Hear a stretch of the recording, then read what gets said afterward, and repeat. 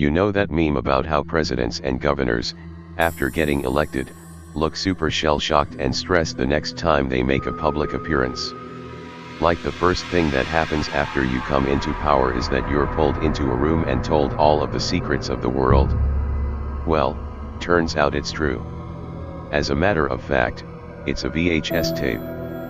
The 4-hour tape was always a bit of an urban legend at the office. I'll be keeping the details of my role in government very vague, but to be absolutely clear, I am very low level. My role is caked between layers of bureaucracy, and in the grand scheme of things, it's a pretty inconsequential role. When you're working at my level, you're generally not privy to any high-level secrets. Yes, top secret meetings did occasionally happen in our building, but my focus is pretty limited and heavily administrative. So, you do what any other department does when you're in the bottom rung of the hierarchy. You discuss rumors, rumblings, crazy conspiracy theories, and everything in between. It's water cooler conversation for us. Man, I wonder what the folks at the top are doing right now, that kind of stuff. Out of all of the rumors that fluttered around the office, the 4-hour tape was always the one I found the most fascinating. The crux of it, once you reach the highest clearance level, you are sat down and shown this tape.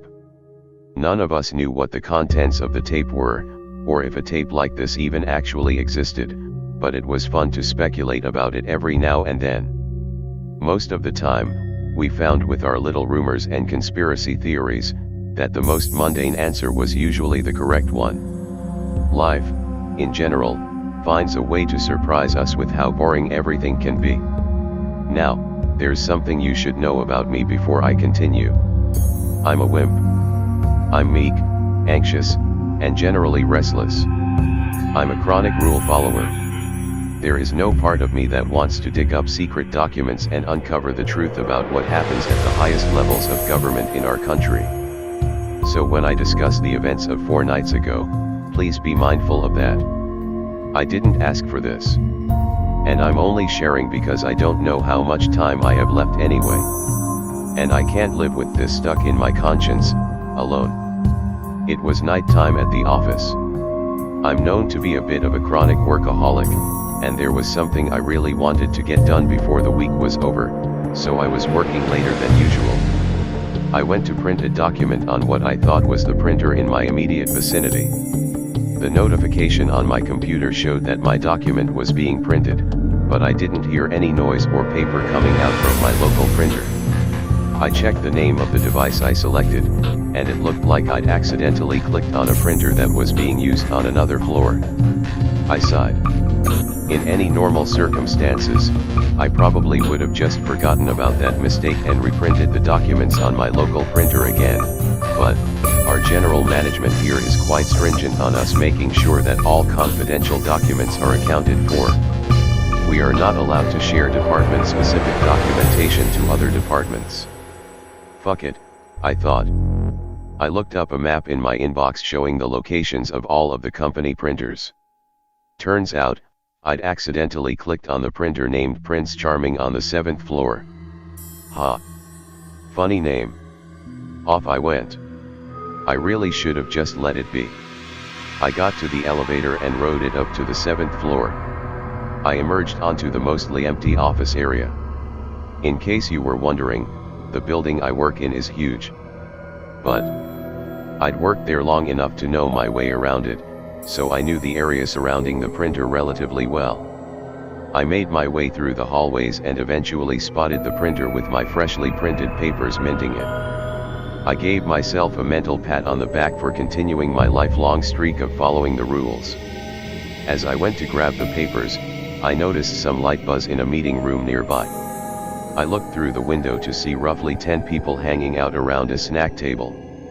In the room was a large old-looking TV on a cart, and rows of some of the fanciest folding chairs I'd ever seen, organized in a neat fashion.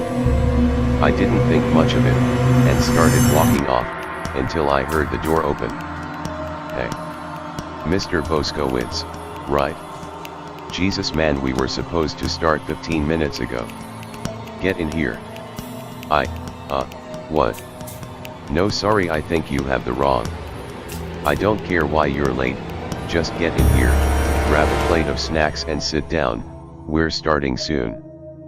Put your phone in the bag, electronic watch in the bag, and anything else on your person that can be used to record audio or video, he responded hastily. Something about his sternness and tone short-circuited my brain. For guys like me, there is a third option beyond fight or flight. It's called the just go with it until it's over, also known as the captured rabbit strategy. I put my phone and my watch in the bag. I meekly tried to butt in with another "Sir, I'm not Mr. Boskowitz," but he had already pulled me into the room at this point. He closed the door and walked to the front by the TV.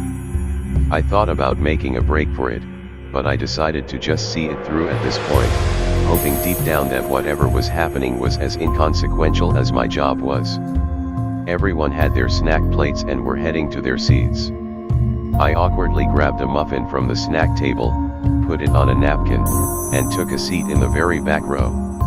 Everyone was spaced out from each other. It didn't seem like any of these folks knew one another. I quietly sighed at the thought of having to sit through some sort of boring informational seminar or irrelevant training session. After a few minutes of everyone settling in, the man who originally brought me into the room started talking. There was an equally serious guy standing next to him, and a Secret Service looking fella standing in the corner.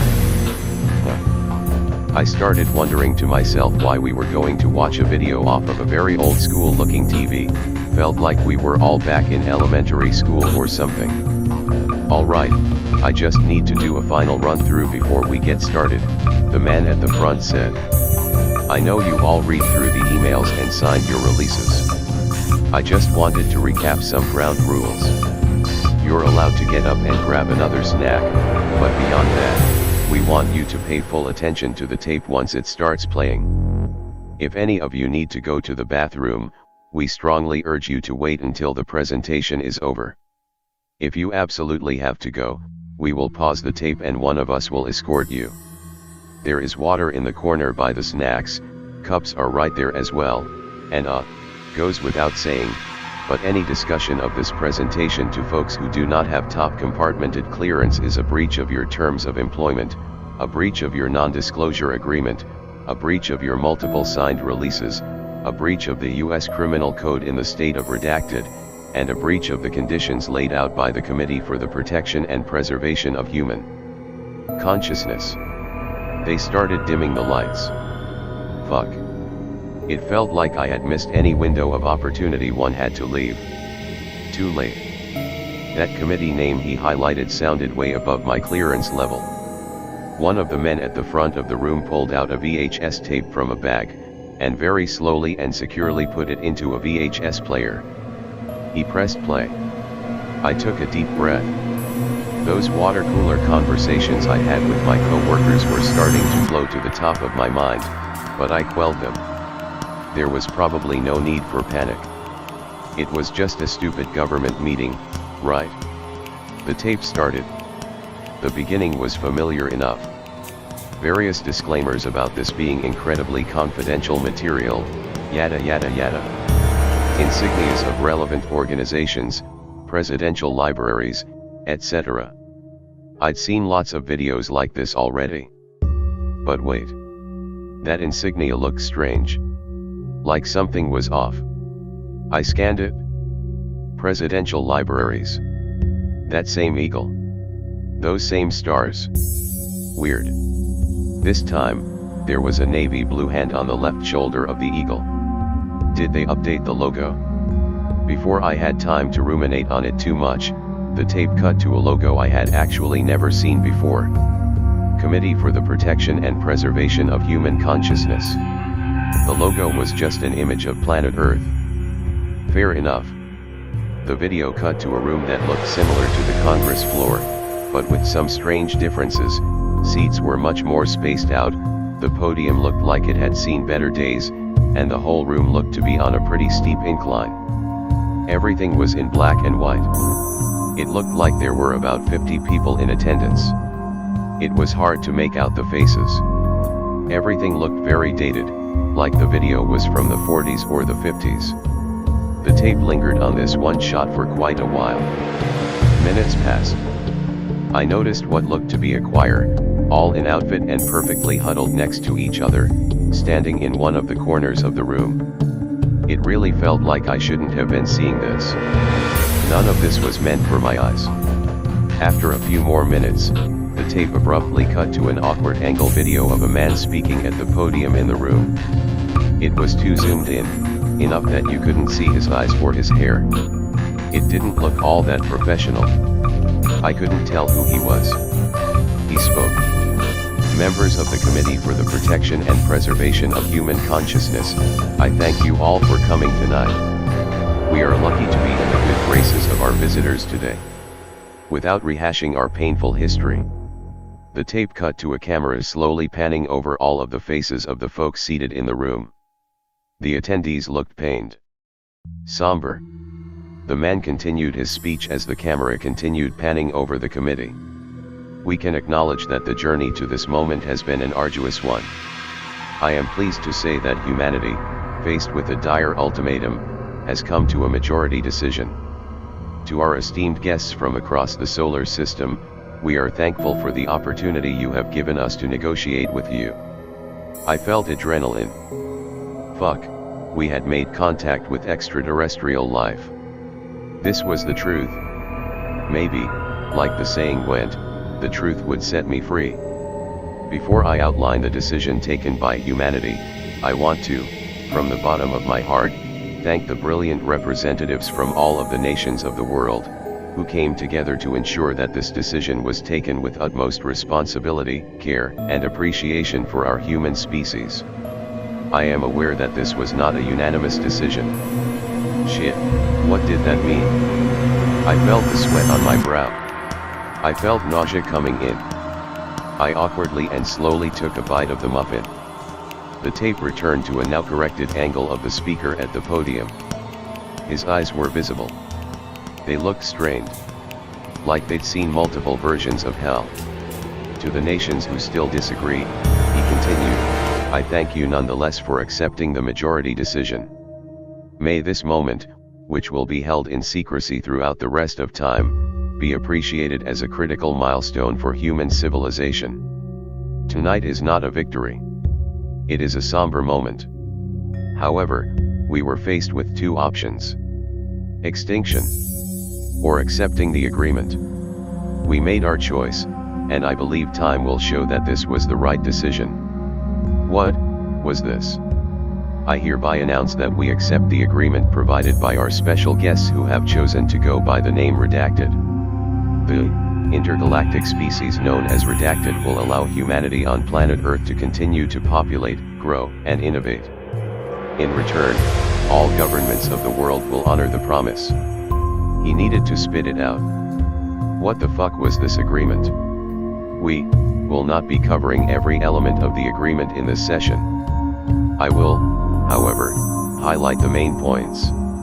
At this point, the video showed the man at the podium looking down. He was reading off of something. For the first time, he looked nervous, scared. I saw some humanity in him. We honor the agreement that Redacted hold the right to visit planet Earth on a recurring basis. They will be allowed to consume, for the basis of nourishment, a majority of the human population on planet Earth. After every visit, the remaining humans on Earth will be expected to breed and grow to capacity in time for the next visit. We acknowledge that we will maintain a parallel history which will be shared with our world's population, to ensure that humanity stays motivated to continue existing as a species. This parallel history may suggest that mass extinction events are the results of man-made folly, as opposed to the work of external forces. For the first time, my fight or flight response was actually flight. I wanted to escape, but I didn't know what I'd even be running from. The last visit by Redacted was approximately in the year 1346 and it lasted 7 years. We will continue to honor our parallel history about this event. I just wanted it to end. The next visit, which will not be met with resistance, will be in the year 2028 and will run for one full calendar year on Earth, marking a 675-year gap between the last significant visit by the species known as Redacted. This visiting cadence is expected to speed up over time, as the remaining humans continue to sharpen their focus on building technology to allow humanity to reproduce in a speedy and productive manner. Jesus Christ. Our planet is a fucking farm.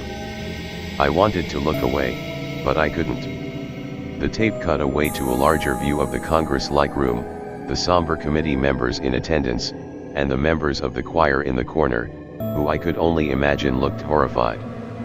Where were the visitors? Why couldn't I see them?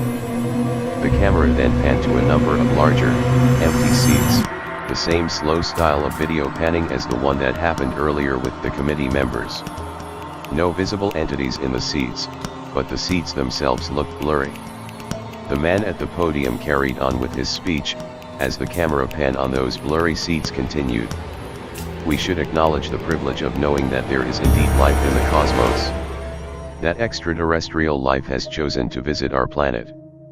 And that the cycle and balance provided by nature extends beyond the confines of planet Earth. Much like humanity has found its place on Earth in the food chain, we acknowledge our place in the divine order of things when encountered with beings of greater power, understanding, cognitive function, and evolutionary progression. Fucking hell, I shouldn't have stayed late at work. I should have made my identity clear from the very beginning. I knew that I wasn't supposed to see this.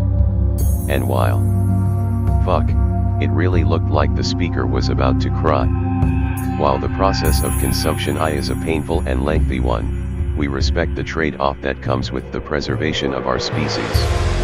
We also acknowledge, as part of the promise, that substitutes for human life in the form of clones, should we discover that technology in the future, or other living species, will never function as viable alternatives for nourishment, the speaker continued. I didn't need to know this. This whole thing was way too specific for me. Our final major acknowledgement, as part of this agreement, is that we accept Redacted as the Great Almighty, as the entities we will now refer to as God.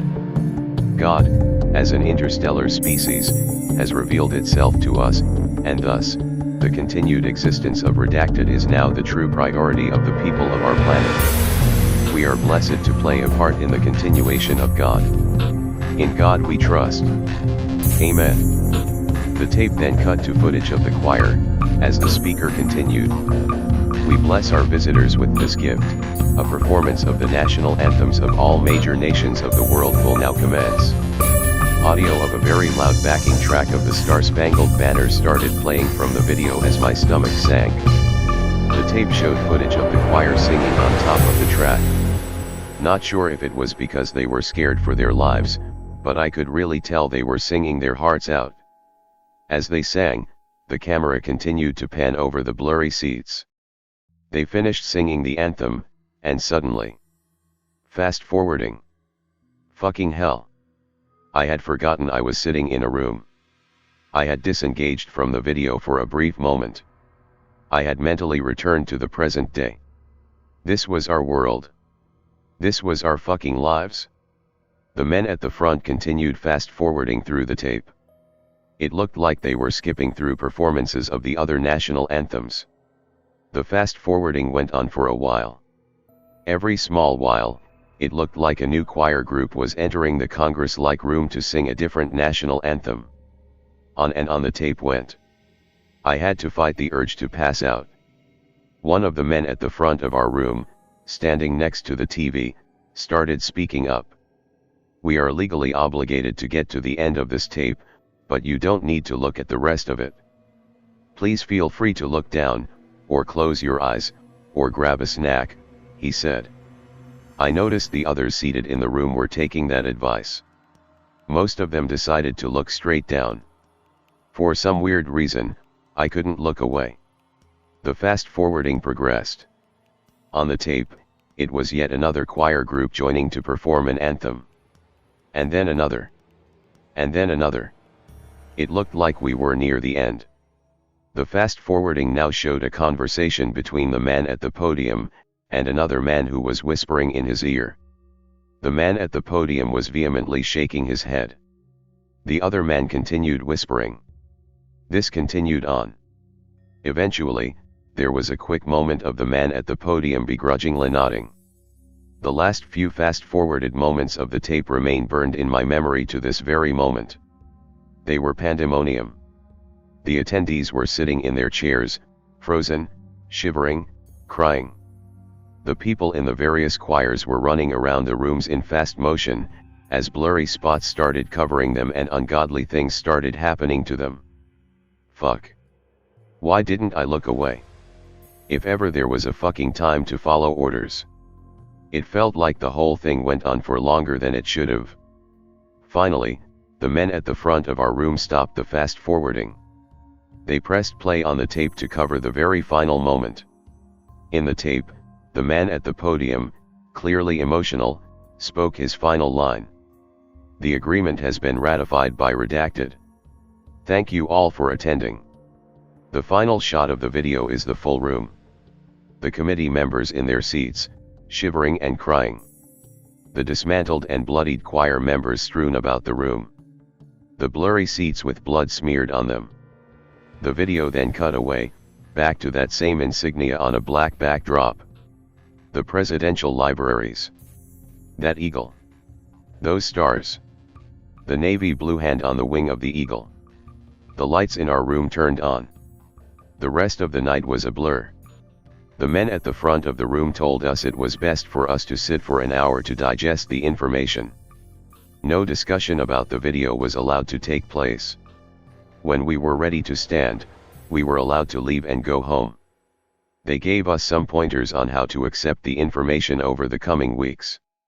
Things like taking long walks, exercising, watching a sitcom, etc. I wasn't worried about them realizing that I wasn't supposed to be there. If anything, I felt a strange camaraderie with everyone in the room. We were all, truly, in the same boat. As soon as I left the building and got in my car, I just drove. For as long as I could. I would stop for gas, then I'd keep driving. I'd stop again. Then I'd keep driving. Again. And again. I'm holed up in a hotel now. I'm just glad I could get this off my chest. The funny thing is, all I can think about is the length of that stupid tape. While I can't confirm, I feel like if it were played straight through without fast forwarding, it would have only been 3 hours. I wonder if the 4-hour tape rumor came from the fact that we all needed that extra hour to digest the information. And now, you're probably wondering, why don't I name the species that is going to spell humanity's doom throughout the rest of time? Why am I calling them redacted? Well, as the self-appointed leader of the committee for the acknowledgement that we should have just chosen extinction, I don't feel the need to honor our captors by calling them by their name. If I don't see you again, Reddit, I appreciate the water cooler conversation.